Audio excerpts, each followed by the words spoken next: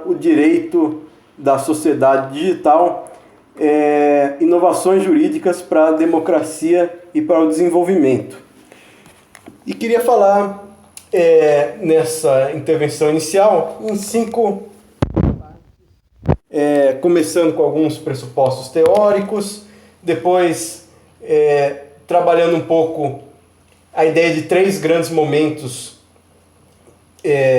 do direito contemporâneo, do século XIX, uma sociedade ainda agrária, em transição para a sociedade industrial, século XX, consolidação da sociedade industrial, e o nosso momento atual, do século XXI, da emergência da sociedade digital. Terceiro momento, queria explorar um pouco com vocês o problema do desenvolvimento nessa nossa sociedade digital, como o direito pode pesquisar, contribuir para o pensamento de instituições jurídicas de organização da economia. Num quarto momento, aplicar essa ideia de inovações jurídicas no campo da política, das instituições constitucionais. E, finalmente, falar um pouco mais dos problemas de aprendizagem regulatória nessa nossa sociedade digital, por exemplo, quando a gente trabalha sobre temas como fake news. Agradeço a menção que a professora Ana fez a vários trabalhos, vários livros que publiquei nos últimos anos, e queria dizer para vocês que, se vocês se interessarem, tudo isso está em acesso aberto, gratuito, no site academia.edu.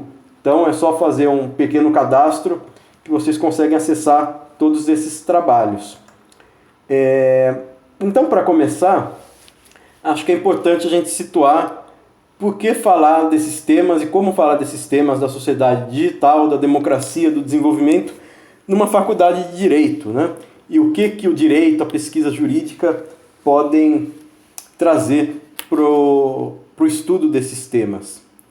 Então a gente poderia começar dizendo que o direito é uma instituição, é um setor da sociedade, é um campo ou é um subsistema da sociedade que tem uma certa função, que é trabalhar com normas. Mas o direito seleciona algumas normas sociais que estão na cultura, na moral, e o direito seleciona algumas das normas que já existem na sociedade, cria outras normas, mas basicamente faz 3 grandes serviços com essas normas. O direito reforça as normas selecionadas para serem normas jurídicas com sanções, o direito formaliza essas normas, internalizando-as como a partir das fontes do direito, criando textos normativos que nós depois vamos interpretar, aplicar. E, finalmente, o direito institucionaliza as normas, quer dizer, por meio, sobretudo, de procedimentos, o direito faz com que as normas sejam compartilhadas por todas as pessoas que participam de uma determinada sociedade, se a gente pensar num âmbito nacional, ou o direito internacional institucionaliza normas para as várias regiões que integram as organizações internacionais. Mas o fato é, então, que, ao contrário das crenças morais, das crenças religiosas, das ideologias políticas, o direito dá um mínimo de padrão normativo que todos nós temos que compartilhar, e os procedimentos têm um papel importante nisso: procedimento eleitoral, procedimento judicial, procedimento legislativo, porque quem aceita participar desses procedimentos, de certa forma, já aceita o resultado, seja a aprovação ou não de uma lei, a eleição de um candidato que você tenha votado ou contra quem você tenha votado. E o direito, então, trabalha generalizando essas normas na sociedade. E são normas, portanto, que são jurídicas, mas que ajudam a estruturar os vários âmbitos da sociedade: a economia, a política, a ciência, a educação. Afinal, as normas jurídicas são esse padrão mínimo que se pode exigir de todo mundo, a despeito das suas orientações normativas de cunho moral, religioso, político. E existem algumas instituições muito centrais para estruturar juridicamente o sistema político e o sistema econômico. Então, se a gente pensar no sistema político, a Constituição, tudo que a Constituição organiza em termos de separação de poderes, direitos fundamentais, isso ajuda a estabelecer quais são os limites das decisões políticas que são tomadas no cotidiano pelo Estado, e ajuda também a transmitir, a fazer com que essas decisões políticas sejam impostas como decisões vinculantes a todos os cidadãos. Da mesma forma, se a gente pensar em instituições que são jurídico-econômicas, como a propriedade, o contrato, a responsabilidade civil, essas instituições ajudam as transações econômicas, a formação dos preços no mercado e, por sua vez, colocam também limites. Quais são os critérios mínimos, os requisitos mínimos para você fazer um contrato? Quais são as formas reconhecidas para adquirir propriedade, para criar uma sociedade empresária? Agora, na nossa formação jurídica, a gente costuma estudar essas instituições estruturantes da sociedade, da economia, da política, principalmente, e do próprio direito, né, o poder judiciário, o processo judicial. A gente costuma estudar essas instituições de um ponto de vista dogmático, que é entender como essas instituições são regradas em detalhe no direito posto atualmente vigente, que é um direito que poderia ser diferente em seu conteúdo, e em determinado momento são essas instituições organizadas segundo determinadas regras, justificadas por determinados princípios, que são as instituições vigentes. Mas, eventualmente, a gente termina a faculdade de Direito, termina a graduação, a pós-graduação, e o desenho institucional de alguma dessas áreas muda. A gente pode ter um novo código comercial, pode ter uma mudança na lei das sociedades anônimas, alguma mudança constitucional importante. Então, a gente teria que cultivar, é interessante que a gente cultive, além desse conhecimento dogmático do direito posto atualmente vigente, é interessante que a gente desenvolva habilidades para um estudo que a gente poderia dizer antidogmático do direito, no sentido de pensar as instituições jurídicas também observando a história do direito, o direito comparado, ou mesmo imaginando outras formas de organizar juridicamente o sistema político, o sistema econômico, enfim, outras formas de propriedade, de contrato, de direitos fundamentais, de organização do poder judiciário ou do controle de constitucionalidade, que não são as formas atualmente vigentes no nosso direito, num determinado espaço, num determinado tempo. E, portanto, existe um campo interessante para a pesquisa jurídica nesse estudo que eu chamei de antidogmático, que é o campo de propor reformas no direito, de analisar, criticar o direito vigente. Isso ajuda, por um lado, a compreender o próprio direito vigente, tem um papel formativo importante, pensar nas alternativas, por que as opções jurídicas tomadas foram essas e não outras, e, por outro lado, nos abre um espaço para criticar e para propor realmente reformas e alternativas institucionais. E o que eu proponho é a gente fazer esse exercício um pouco agora, pensando nesse momento de transição que a gente está vivendo, agora já na segunda, terceira década do século XXI, no momento de transição da sociedade industrial, que se consolidou no século XX, para uma sociedade digital. Não é que a tecnologia seja absolutamente determinante das formas de sociedade, mas dentro de um mesmo conjunto de tecnologias, de produção, de comunicação, é possível que se estruturem diferentes formas de sociedade. Então, na sociedade industrial do século XX, a gente teve experiências de sociedades socialistas, de sociedades mais liberais, regimes autoritários, regimes democráticos, basicamente compartilhando formas semelhantes de produção, essas formas da produção de massa da sociedade industrial. E hoje em dia a gente está um pouco no momento de crise, de reformulação das opções políticas, das opções de reorganização econômica também. Então, isso nos leva a, firmados esses pressupostos teóricos aí, introdutórios, isso nos leva a pensar em três grandes momentos, três grandes ondas da história mundial recente, que a gente poderia identificar basicamente com o século XIX, o século XX e o século XXI. Então, o século XIX, mais ou menos da grande crise que houve no final do século XIX, desde a década de 1870 até 1890 e poucos, chegando até a Primeira Guerra Mundial, a gente teve uma grande crise do liberalismo do século XIX, no momento em que já havia uma transição das populações de um ambiente rural para um ambiente urbano.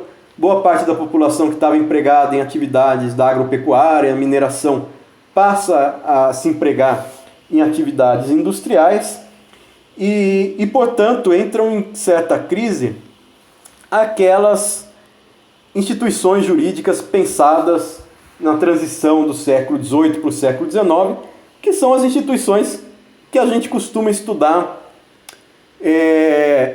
a partir do marco das grandes revoluções liberais, a Revolução Inglesa, a Revolução Americana, a Revolução Francesa.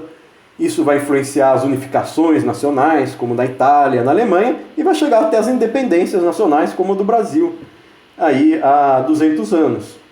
E as instituições pensadas nessa época, então, comecinho do século XIX, eram ainda instituições muito voltadas para uma sociedade rural e agrícola. O Código Civil, o Código Penal, as declarações de direitos, as constituições, e tudo isso vai entrar um pouco em crise, então, no final do século XIX, começo do século XX, com essa grande transição rumo à sociedade industrial.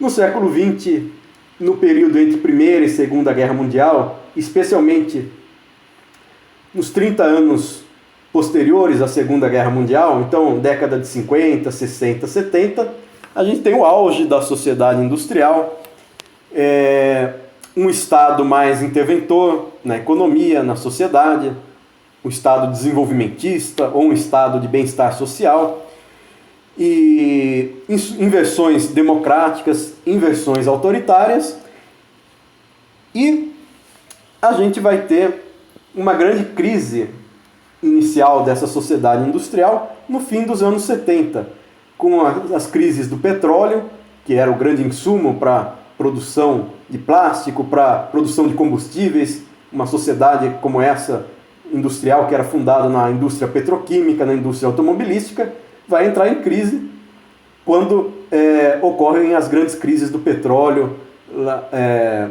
impulsionadas lá pelo Oriente Médio. E também nos anos 70, 80, a gente vai ter as primeiras grandes crises ambientais globais.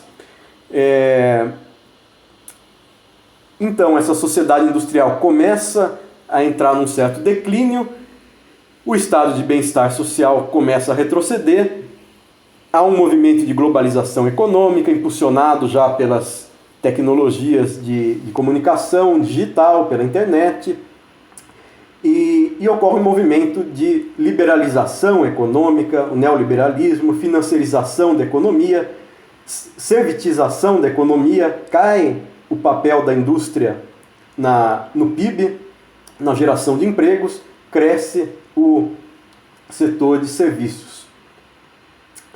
E a gente chega ao século XXI, então, um pouco nesse contexto já configurado desde os anos 80, de crise da sociedade industrial, mas com um avanço muito maior ainda da globalização e da digitalização das relações sociais, né? E isso ficou muito marcado pela nossa experiência recente, né, que todos nós vivemos, que foi a experiência da pandemia, em 2020, 2021 principalmente, onde quase todas as operações em sociedade passaram a ser intermediadas pelos meios digitais, né? O trabalho, o estudo, a atividade dos tribunais, das empresas, das faculdades, das escolas, tudo isso passou a ser intermediado pelos meios digitais, a política também, as eleições, enfim.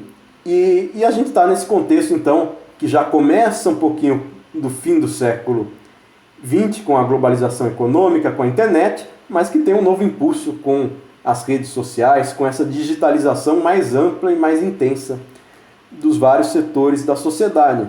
E isso coloca alguns desafios, por exemplo, para a política. Como manter e expandir, né, o Estado democrático numa época marcada pela disseminação massiva de desinformação pelas redes sociais, pelos serviços de mensageria privada, ou seja, as fake news.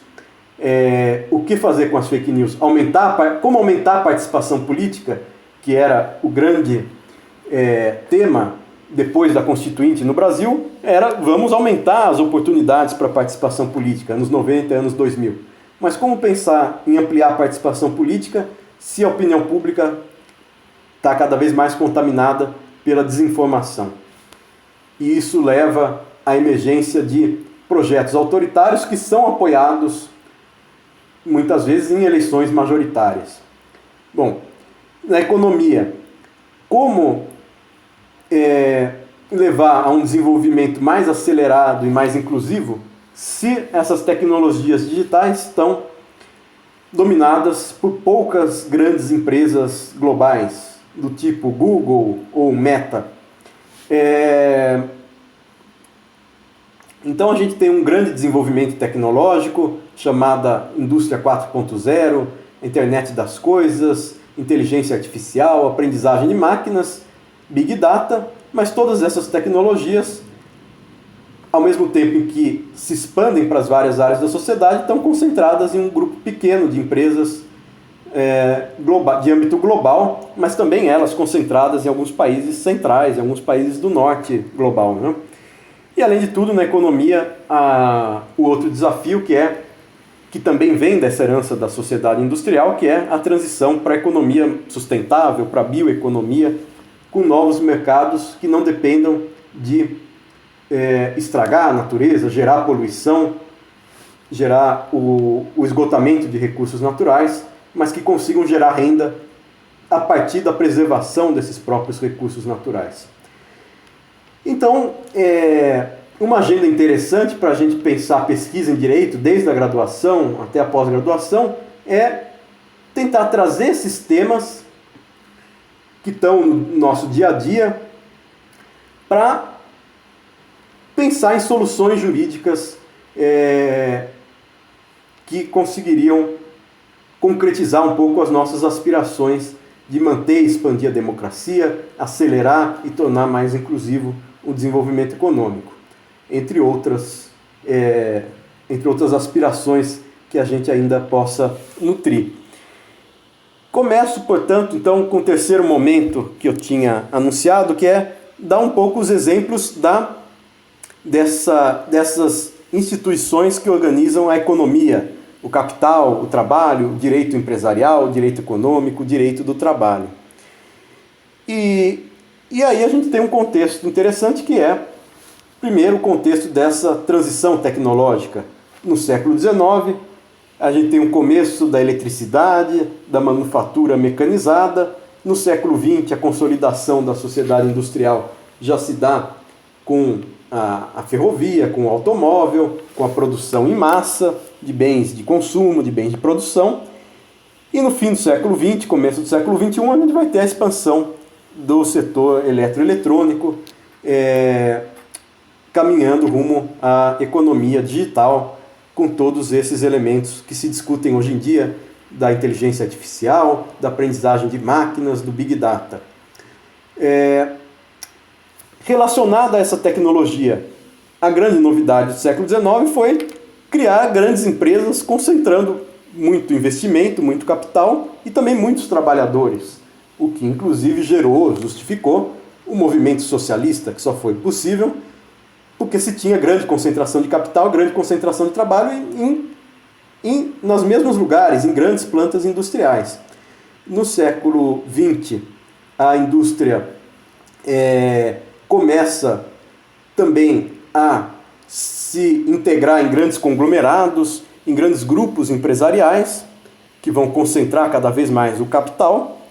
E no século XXI a gente vê por um lado, grandes empresas globais, as Big Techs, às quais eu fiz referência agora há pouco, mas também um crescimento grande do setor de serviços que exige variados níveis de qualificação. Então a gente tem serviços intensivos em conhecimento, mas também tem serviços de baixa produtividade e de baixa remuneração. A gente tem serviços que fazem uma customização em massa, né? Por exemplo, um serviço como os serviços de streaming, Netflix, você escolhe o que você quer assistir, você vai criando o seu próprio menu de produtos. Isso é uma customização em massa, você atende variados perfis de consumidores e eles vão formulando os seus próprios perfis de consumo, mas existem ferramentas para fazer isso em grande escala. E a gente tem os serviços tradicionais de baixa produtividade, muitas vezes no setor de comércio ou no setor de entregas de comida, por exemplo, iFood, Uber. Esse é o cenário básico em que a gente se encontra. Então, altas tecnologias concentradas em algumas grandes empresas globais. Quer dizer, todo mundo faz uso dessas tecnologias, mas quem tem a propriedade industrial, quem domina o conhecimento para fazer avançar essas tecnologias e quem também ganha a remuneração pelo uso que todo mundo faz dessas tecnologias, são poucos grupos econômicos globais. E a maior parte da economia tem dificuldades de acelerar essa integração às tecnologias digitais. Bom, isso coloca para a gente alguns problemas. Se no século XIX a grande indústria, ainda de base familiar, podia estar protegida pelos institutos clássicos da propriedade privada, do contrato bilateral, da sociedade de pessoas, um pequeno grupo de sócios que reúnem suas poupanças, formam o capital da empresa e contratam um grande número de empregados. No século XX, a grande forma jurídica que foi dada para a mega empresa, para a macroempresa, como chamava o professor Comparato, era a sociedade anônima, né? Era a empresa abrir o seu capital em bolsa, muitas vezes a sociedade anônima de capital aberto, ou mesmo a sociedade anônima que comercializa suas ações fora da bolsa, mas o fato eram grandes sociedades que deveriam contar com milhares de sócios com posições majoritárias ou minoritárias.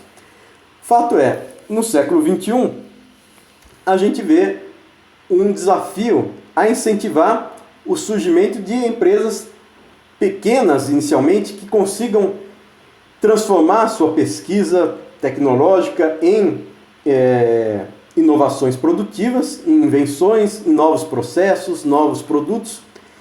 E essas empresas precisam ter condições de atrair dinheiro também para ganhar escala, para sobreviverem e crescerem no mercado. Então são as chamadas startups, né? As empresas emergentes, em geral voltadas para alta tecnologia, para a geração de serviços e produtos digitais e também serviços e produtos sustentáveis da bioeconomia. Como financiar essas empresas emergentes para ajudar também a descentralizar a economia, a fazer com que a economia digital não seja apenas concentrada do lado do capital nessas grandes empresas globais. Uma ideia interessante a esse respeito é uma ideia que o professor Mangabeira Unger chamou de propriedade desagregada e que eu também tentei detalhar num livro recente.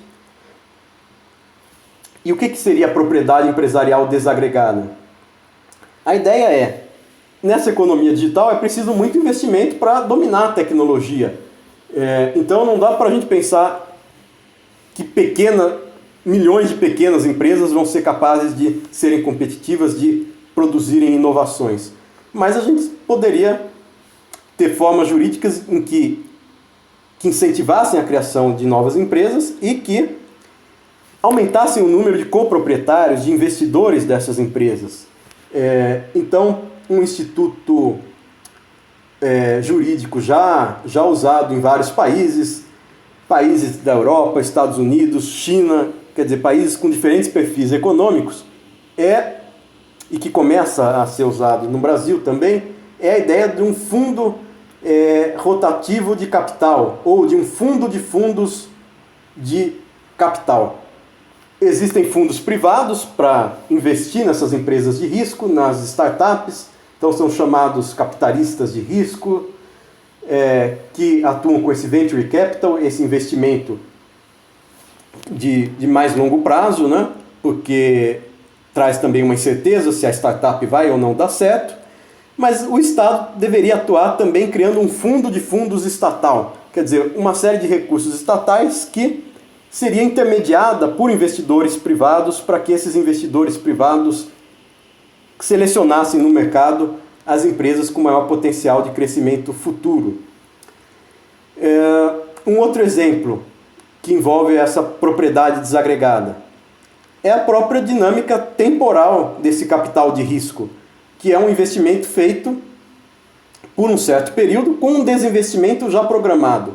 Seja o Estado, seja o investidor privado, ele aporta um certo dinheiro para uma indústria, para uma empresa nascente, durante um certo tempo, até que ela atinja a maturidade e consiga se sustentar no mercado ou consiga ser vendida para outra empresa. Então, o próprio capital de risco, que envolve inclusive bancos públicos, agências de desenvolvimento, atua com esses investidores âncora, que servem para dar um impulso para as empresas emergentes enfrentarem essa fase inicial de crescimento no mercado.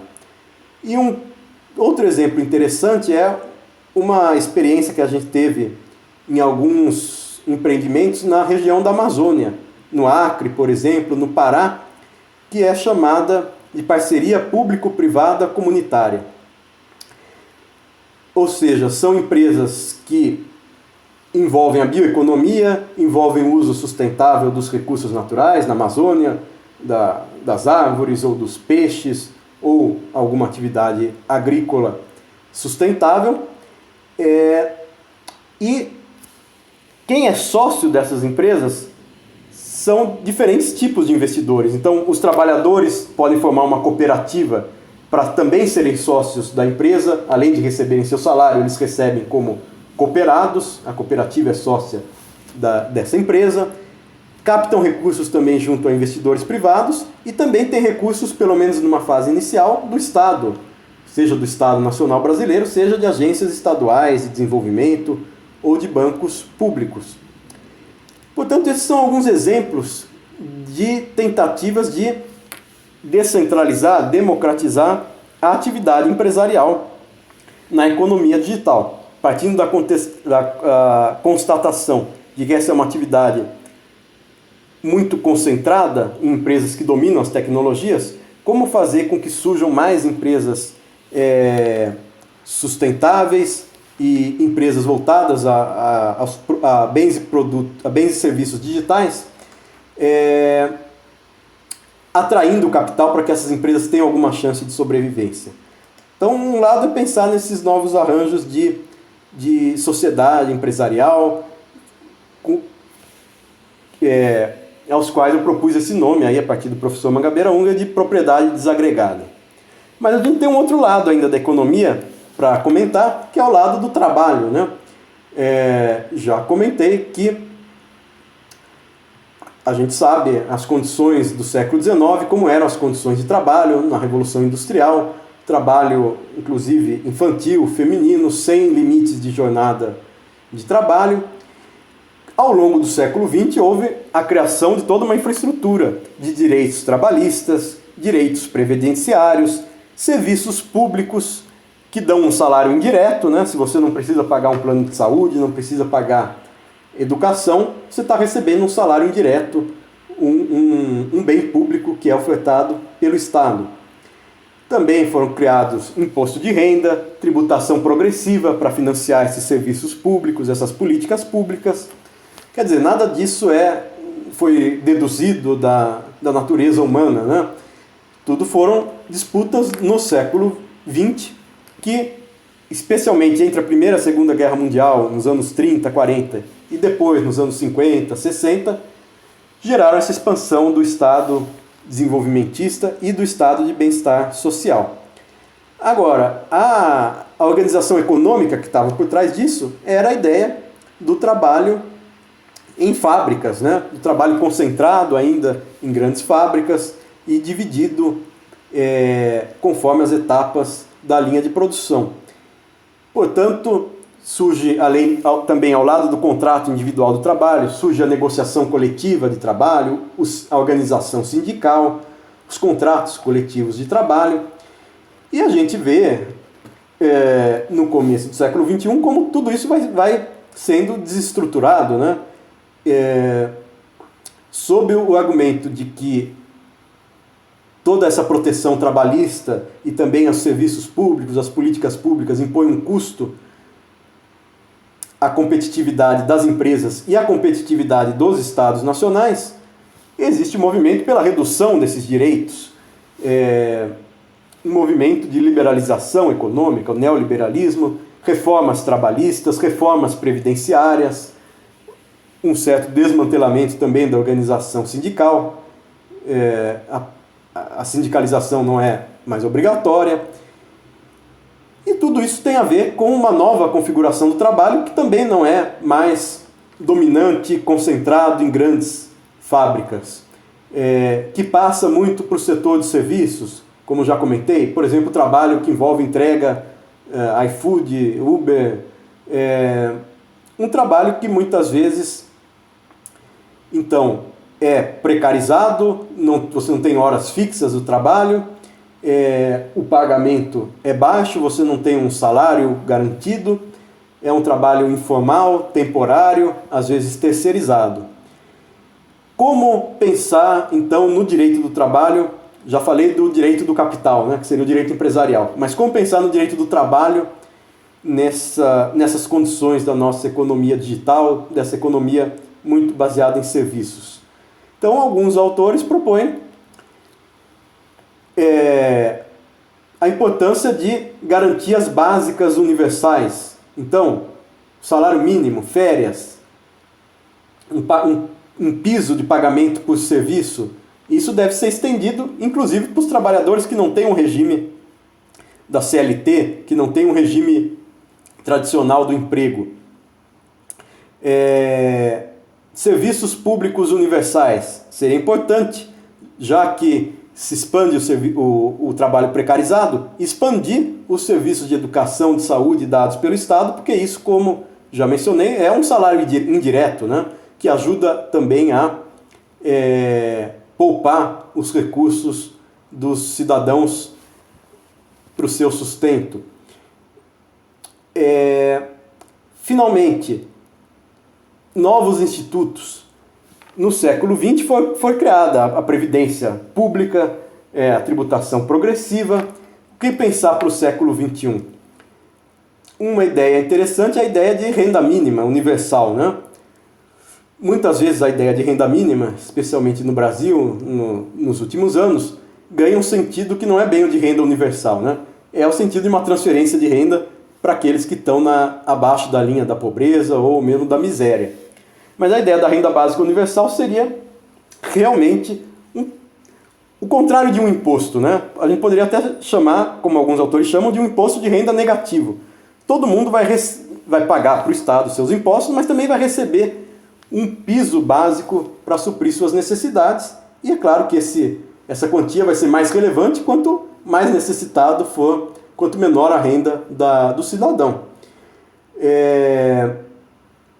Uma outra ideia interessante, herança social.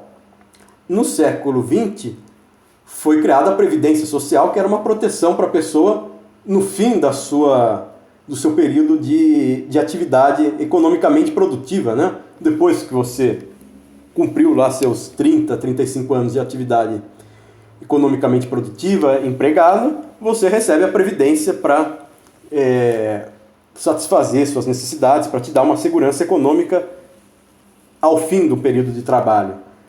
Mas quando a gente fala de herança social, a ideia é a oposta. É a ideia de pensar em um valor que o Estado daria quando a pessoa, por exemplo, completa a maioridade, seja para financiar os estudos de quem quiser fazer ensino superior, por exemplo, pagar a sua faculdade, seja um valor que serviria para a pessoa aplicar num negócio, aplicar numa empresa que queira começar. Então seria um valor que o Estado pagaria para o início da atividade produtiva, para incentivar, para dar uma inclusão econômica inicial para os cidadãos, e não apenas aquela segurança no fim do período de trabalho produtivo, né?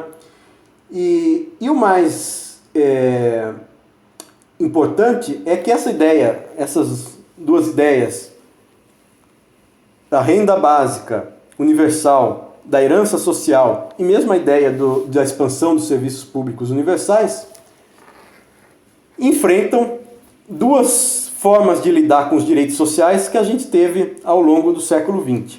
Uma forma de lidar com os direitos sociais era de que esses direitos eram maiores quanto mais forte o sindicato, quanto mais poderosa a profissão a qual pertencia o trabalhador. Então, o nosso direito do trabalho foi todo pensado conforme as profissões, conforme os sindicatos, e os sindicatos mais poderosos tinham um maior poder de negociação, conseguiam negociar melhores salários, melhores benefícios. Os trabalhadores que estavam em sindicatos mais fracos ou que nem eram sindicalizados, que estavam em setores não reconhecidos, careciam dessas proteções trabalhistas e desse poder de barganha com os seus empregadores. Então, essa é a forma corporativista que a gente teve de direito do trabalho desde os anos 30 no Brasil, que começa com o Vargas. E desde o fim do século XX, e especialmente agora no começo do século XXI, a gente tem uma tendência a sair da ideia de direitos sociais universais e cair em programas de focalização, que só vão pensar em transferência de renda para as pessoas em situações extremas de pobreza ou de miséria. O que deixa de contemplar aqueles que não estão nessas situações extremas, mas que também precisam de uma proteção social importante, como esses trabalhadores que estão em setores informais, precários, temporários. E, sobretudo, quando as políticas sociais ficam focalizadas, elas deixam de ser um assunto relevante para toda a sociedade e passam, muitas vezes, a perder apoio político por nem todos os cidadãos verem e receberem benefícios diretos dessas políticas, dessas transferências de renda. Então a ideia de transferências de renda ou serviços universais também tem uma dimensão do apoio político. Se todo mundo é beneficiado por essas políticas, se espera que haja uma sensibilidade mais generalizada na sociedade em apoio a essas políticas. É claro que elas vão beneficiar aqueles que têm menor renda e que são já mais dependentes desse apoio público, né? Bom, dei aqui alguns exemplos pensando na organização jurídica da economia, mas agora eu queria dar alguns exemplos pensando na organização jurídica do Estado, do sistema político, né? No século XIX, a gente teve constituições, declarações de direitos, mas nada disso era levado muito a sério como documento juridicamente vinculante que fosse aplicável por um tribunal, né? O próprio controle judicial de constitucionalidade, um juiz deixar de aplicar uma lei alegando que ela vai contra a Constituição, não era algo rotineiro ainda no século XIX. É um dispositivo que está dando seus primeiros passos.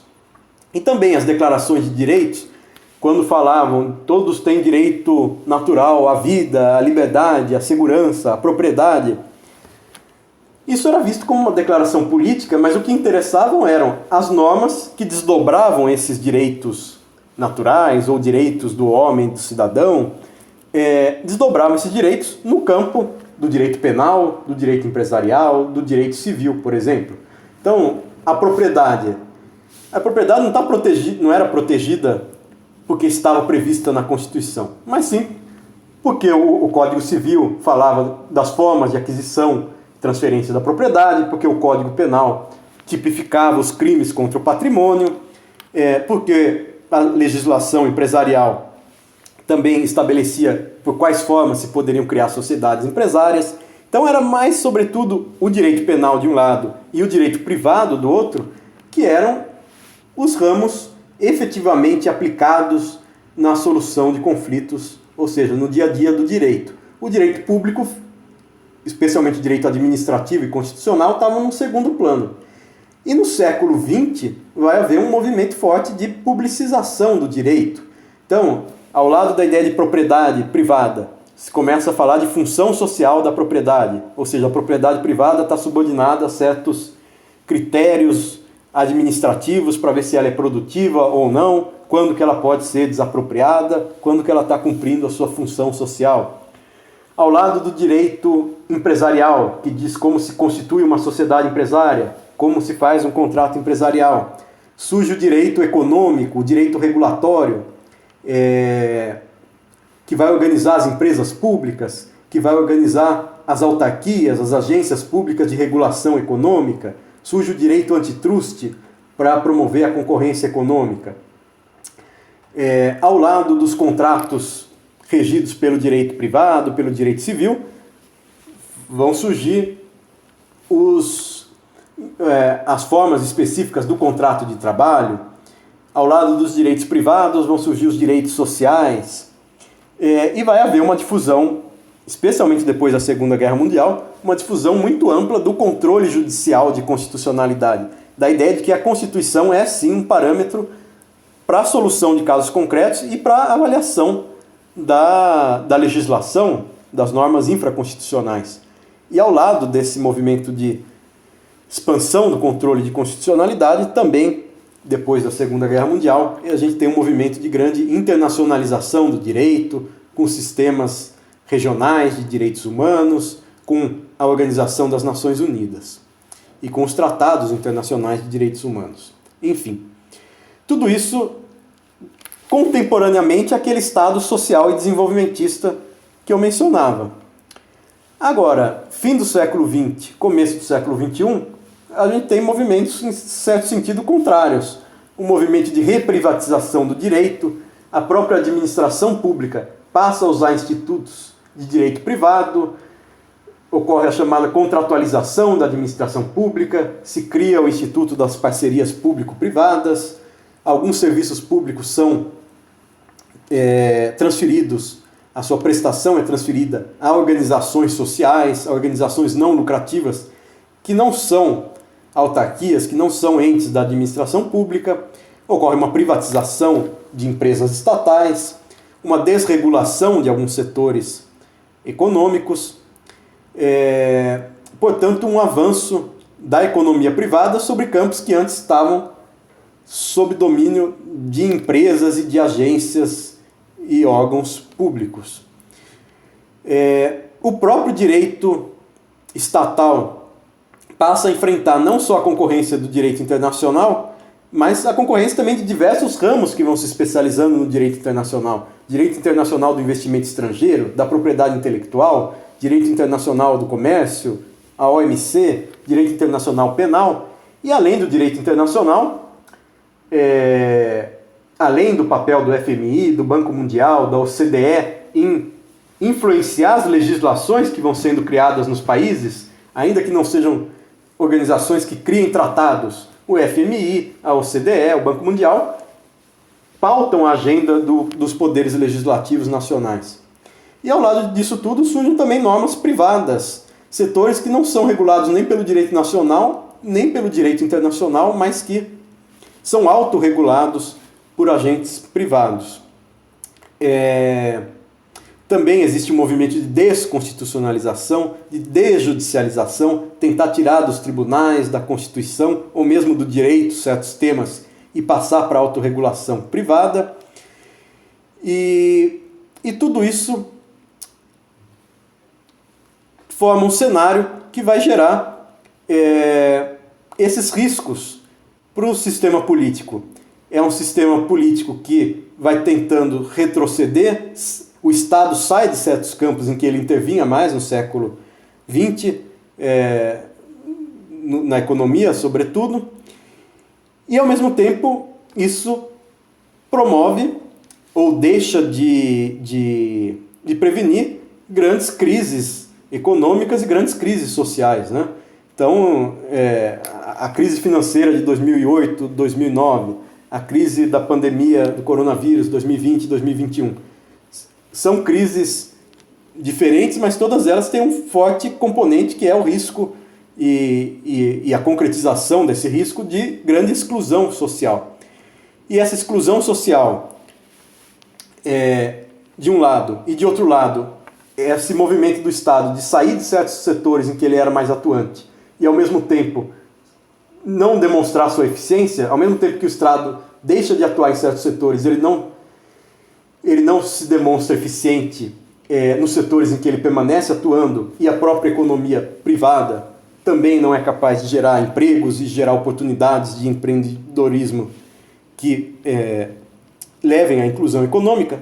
Toda essa crise que vai se formando gera um risco interno para o sistema político, que é o risco de manutenção da democracia, né? Então a gente vê essas eleições em que são votados e são eleitos líderes que propõem o próprio retrocesso da democracia ou que põem formas de manipulação e distorção dos procedimentos democráticos, a começar pelo procedimento eleitoral.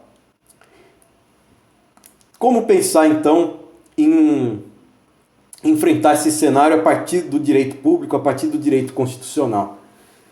Bom, de um lado, isso tem a ver com novos direitos sociais que ajudem a enfrentar os riscos de exclusão econômica.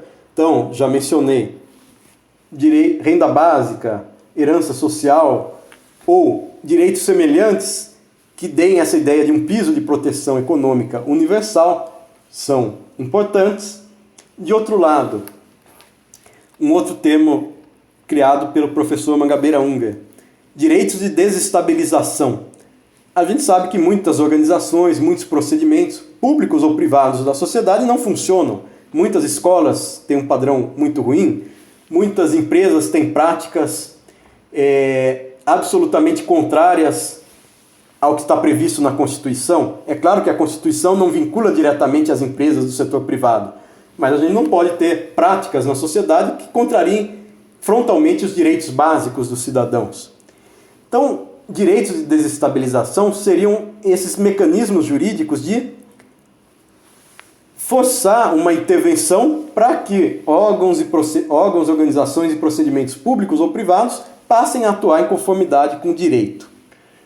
A gente tem alguns exemplos mais palpáveis dessa ideia no direito brasileiro. Então, quando o Código de Defesa do Consumidor, em 1990, passa a falar de direitos difusos, toda a atuação do Ministério Público em defesa de direitos difusos vai justamente atuar em situações causadas ou pelo Estado ou por agentes privados, situações de grande opressão estrutural, mas localizada, pontual. Então, um grande desastre ambiental ou uma empresa que está com práticas institucionalizadas de racismo ou alguma outra forma de desrespeito aos direitos trabalhistas.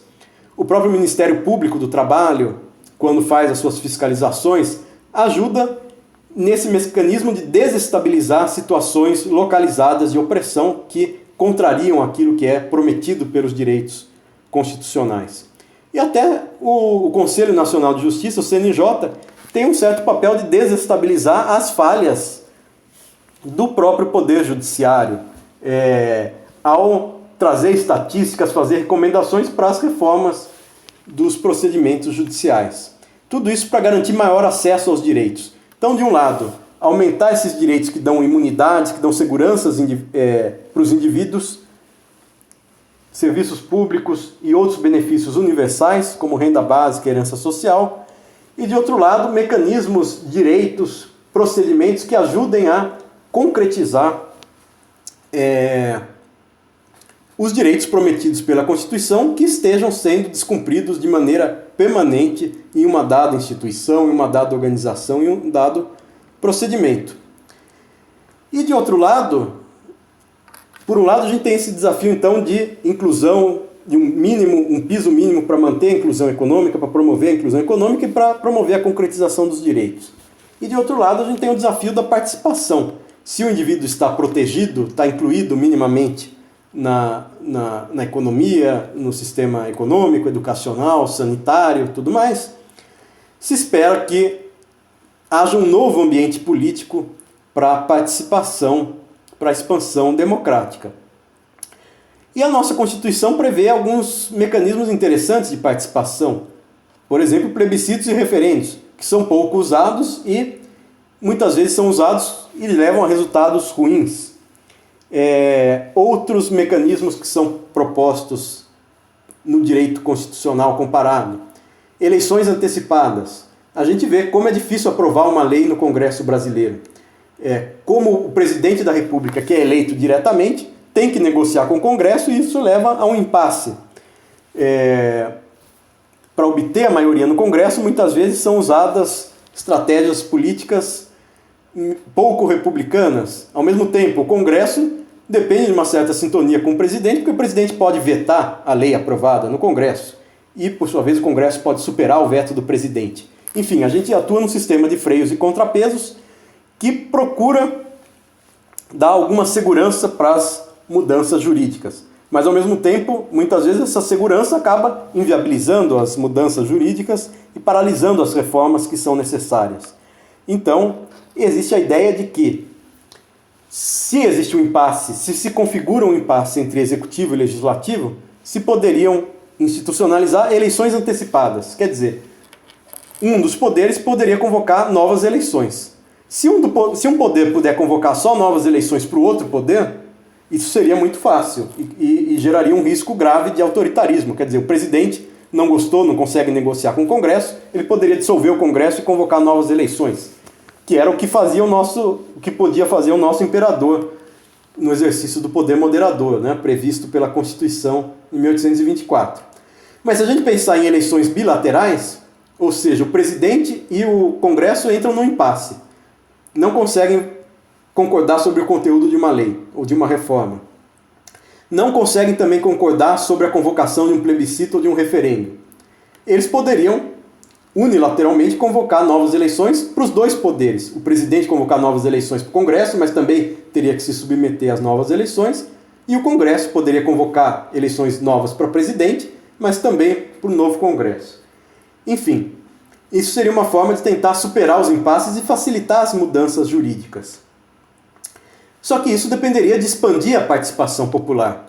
Quem vai arbitrar o impasse não é apenas a Suprema Corte, o Poder Judiciário, não é apenas a negociação interna aos poderes políticos, executivo e legislativo. O povo seria convocado a participar mais, não só por eleições, mas também plebiscitos e referendos e decisões, aliás, e eleições antecipadas. Agora, como fazer isso numa situação dominada pelas fake news, né? Não tem uma resposta, mas tem uma hipótese sobre a qual a gente poderia pensar. Diante das fake news, o que é melhor? Ampliar a participação popular para que haja campanhas em que as pessoas tenham alguma chance de terem contato com o contraditório e consigam sair das suas bolhas de informação e, portanto, descobrir que aquilo que elas acreditavam ser uma notícia, ser uma informação verdadeira, era, na verdade, uma desinformação.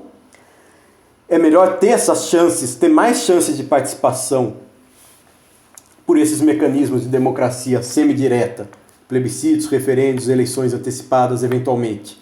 Eleições antecipadas não está previsto na nossa Constituição, mas plebiscitos e referendos estão. É melhor ter mais oportunidades de participação, isso ajudaria a diminuir o potencial das fake news, ou, pelo contrário, diante das fake news é melhor restringir a participação popular e colocar os impasses para serem arbitrados pelo Poder Judiciário, por exemplo. É um dilema sobre o qual a gente tem que refletir. E para caminhar aqui pro final, queria justamente refletir sobre o desafio que é regular esses novos problemas que surgem, que são mais evidentes na sociedade digital. Comecei falando de como a sociedade digital interfere naquilo que é essencial, que é o sistema político democrático, que é o desenvolvimento econômico, mas por trás desses grandes temas também existem os desafios de como tratar essas novas tecnologias. Como regular a inteligência artificial, como regular o uso das máquinas inteligentes, como regular a disseminação da informação nas mídias digitais, nas plataformas digitais, ou seja, o combate às fake news. E aí eu faço referência a uma pesquisa da qual participei sobre a regulação de fake news no Brasil, no contexto logo centrado nas eleições presidenciais de 2018, né, que foram as grandes eleições em que houve uma presença notória, numa escala não vista antes, da desinformação pelas plataformas digitais, ou seja, das fake news, e logo em seguida as eleições de 2018 começou a ser discutido no Congresso Nacional o projeto de lei das fake news, que até hoje, agosto de 2023, ainda não foi aprovado, está sendo discutido, portanto, há mais de 4, 5 anos. Como que o direito tem lidado com os desafios de regular esses grandes temas, dando aqui o exemplo das fake news? Uma primeira estratégia tem sido a seguinte: o Poder Judiciário, por sua característica institucional, é obrigado a tomar decisões quando provocado, né? O Poder Judiciário só pode tomar decisões se provocado, o princípio da inércia jurisdicional, mas se provocado ele é obrigado a tomar decisões, que é o princípio da proibição, da denegação da justiça. Mas, na falta de critérios claros, quer dizer, no nosso exemplo, falta uma lei das fake news. A gente tem várias reformas pontuais que foram sendo feitas no Código Eleitoral, em outras leis, mas não tem uma lei que regule totalmente esse tema. O que o Judiciário faz? O Judiciário tende a adotar uma postura mais deferente ao legislador, tende a, quando pode, protelar as decisões ou tomar decisões menos interventivas. Então, privilegiar a liberdade de expressão, já que eu não tenho parâmetros para ver quando que uma notícia se caracteriza como fake news intencional e quando se caracteriza como a mera emissão de uma opinião. Então o judiciário tende a adotar mais precaução em punir alguém por temas que ainda não estão regulados, como é o caso das fake news e o caso do que também começou a ser discutido, a regulação da inteligência artificial. Qual a responsabilidade de uma empresa pelos riscos e danos gerados por um processo produtivo que é automatizado, que não envolve a direção direta do ser humano. Bom, então o judiciário passa o problema para o legislativo de alguma forma, decide de maneira mais precavida, tende a ser menos ativista nessas questões. O poder legislativo, por sua vez, também tem dificuldade em firmar uma legislação, em detalhar regras sobre esses temas. Então o Poder Legislativo também vai consultar aquilo que não está no centro do sistema político, que é o Estado. Vai consultar a periferia do sistema político, que são os movimentos sociais, os lobbies, os grupos de pressão, a chamada sociedade civil, o que inclui as empresas digitais, as plataformas digitais. Então é curioso, porque a gente tem uma questão importante. O judiciário é obrigado a resolver, mas toma certas precauções para tomar suas decisões. O legislativo não consegue definir as regras e vai consultar os próprios interessados que seriam constrangidos, regulados por essas regras, que são as empresas de direito digital. E ao lado das empresas também movimentos acadêmicos, pesquisadores que estudam esse âmbito do direito digital. Uma outra estratégia que o direito usa para aprender a regular esses temas é Enquanto não consegue criar regras bem definidas, com uma hipótese bem definida, uma consequência bem programada, o direito vai criando princípios. Então, o Marco Civil da Internet, 2014, a LGPD, que é de 2018, mas entrou só em vigência plena em 2021, com suas sanções, e o projeto de lei das fake news, que ainda é projeto de lei, ainda está em discussão, todas essas legislações usam muito princípios. Princípio da liberdade de expressão, da livre informação dos cidadãos na internet, porque os princípios ajudam também a lidar com a incerteza. Você não sabe se a tecnologia vai mudar daqui a alguns anos, se a gente estará usando as mesmas redes sociais, os mesmos aplicativos que a gente usa hoje. Então os princípios são mais flexíveis e ajudam a orientar de maneira mais abrangente as decisões que vão ter que ser tomadas no futuro. Um terceiro mecanismo importante dessa aprendizagem regulatória, ao lado dessa interação entre judiciário, legislativo e sociedade civil, ao lado do uso de princípios ao invés de regras, é o que a gente poderia chamar da inserção de conteúdos técnicos e tecnológicos nas normas jurídicas. Quer dizer, normas que não conseguem ser aplicadas puramente por uma análise fática jurídica, mas que dependem muito do domínio de certo conhecimento tecnológico que, por sua vez, está sob domínio mesmo das empresas de tecnologia. Então, para definir quando que o disparo de uma mensagem foi intencional ou não, quando que é um disparo em massa ou não é, quando que há responsabilidade ou não da plataforma digital ao permitir ou incentivar um disparo em massa de notícias falsas. Tudo isso depende de um conhecimento tecnológico de como funcionam as próprias plataformas digitais. Então, esse direito digital vai incluindo essas definições tecnológicas que dependem desse conhecimento especializado. E, finalmente, o quarto movimento ou mecanismo de aprendizagem regulatória é o direito estatal reconhecer a autorregulação privada, mas tentar também impor limites, pisos mínimos ou estratégias de corregulação. Quer dizer, o Facebook tem o seu próprio mecanismo de moderação de conteúdo, tem o chamado Tribunal do Facebook. Cada plataforma digital vai criando suas regras, às quais os seus usuários aderem, e vão criando seus mecanismos para prevenir a disseminação de notícias falsas, o que pode ser removido do conteúdo postado ou não. E existem plataformas que, em nome da total liberdade de expressão, não fazem nenhuma restrição e se negam também a fazer qualquer restrição ao conteúdo veiculado por meio das suas tecnologias. Bom, mas o que o direito estatal faz, então, é reconhecer que, de um lado, realmente as próprias empresas e plataformas vão criando as suas regras de conteúdo, de moderação de conteúdo, do que pode ser postado, o que pode ser removido. Mas, por outro lado, o direito estatal precisa interagir com essas plataformas por algum mecanismo de regulação regulada, meta-regulação, corregulação, quer dizer, algum mecanismo que permita ao Estado regular a autorregulação privada, dando um âmbito de autonomia para as empresas, mas também impondo certos padrões mínimos. E